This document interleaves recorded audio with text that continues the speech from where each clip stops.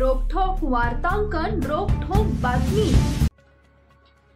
भांडण सोडवणाऱ्या तिघांवर धारदार शस्त्रानं वार, दोघांवर अतिदक्षता विभागात उपचार सुरू। किरकटवाडीतील घटना। मित्राच्या आईला रूम खाली करण्यासाठी मदत म्हणून ते तिघे गेले होते। त्यावेळी तिथं मित्राच्या आईचा एकाबरोबर वाद सुरू होता। त्यांचं भांडण सोडवण्यासाठी गेले असता त्यानं या तिघा तरुणांवर चाकूनं छातीत, फुफ्फुसांवर वार करून गंभीर जखमी केल्याची धक्कादायक घटना घडली आहे। या प्रकरणी प्रदीप उर्फ प्रणव पांडुरंग कुंदाडे, वय वर्ष 19, राहणार मानाजी नगर, नन्हे यांनी नांदेड सिटी पोलीस ठाण्यात फिर्याद दिली आहे।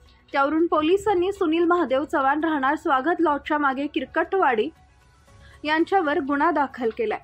ही घटना किरकटवाडी इथं 12 एप्रिल रोजी रात्री 11:30 वाजता घडली। श्रेयस ढमाळ आणि समाधान क्षीरसागर यांच्या छातीत आणि फुफ्फुसामध्ये खोलवर जखम झाली असून त्यांच्यावर भारतीय हॉस्पिटलमध्ये अतिदक्षता विभागात उपचार केला जातोय। मिळालेल्या माहितीनुसार फिर्यादी यांचा मित्र रोहित कांबळे यांना फोन करून रात्री सांगितले की त्याची आई किरकटवाडी इथं राहते, तिला रूम शिफ्ट करायचे, सामान हलवण्यासाठी येतोस का, असं कांबळे यांना विचारले। त्यानुसार फिर्यादी प्रदीप, रोहित आणि त्यांचे 2 मित्र श्रेयस ढमाळ, समाधान क्षीरसागर हे 2 गाड्यावरून किरकटवाडी इथं गेले।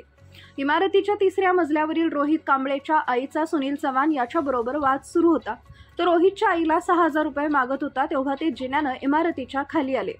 त्यांनी त्यांच्यातील भांडणं सोडवण्याचा प्रयत्न केला। त्याचा राग येऊन सुनील चव्हाण यानं खिशातून धारदार चाकू काढून त्यांना प्रदीप याच्या हातावर, पोटरीवर, पाठीवर वार केले। प्रदीप याच्या हातातून रक्त येत असल्याचं पाहून श्रेयस ढमाळ व समाधान क्षीरसागर हे पुढे आले।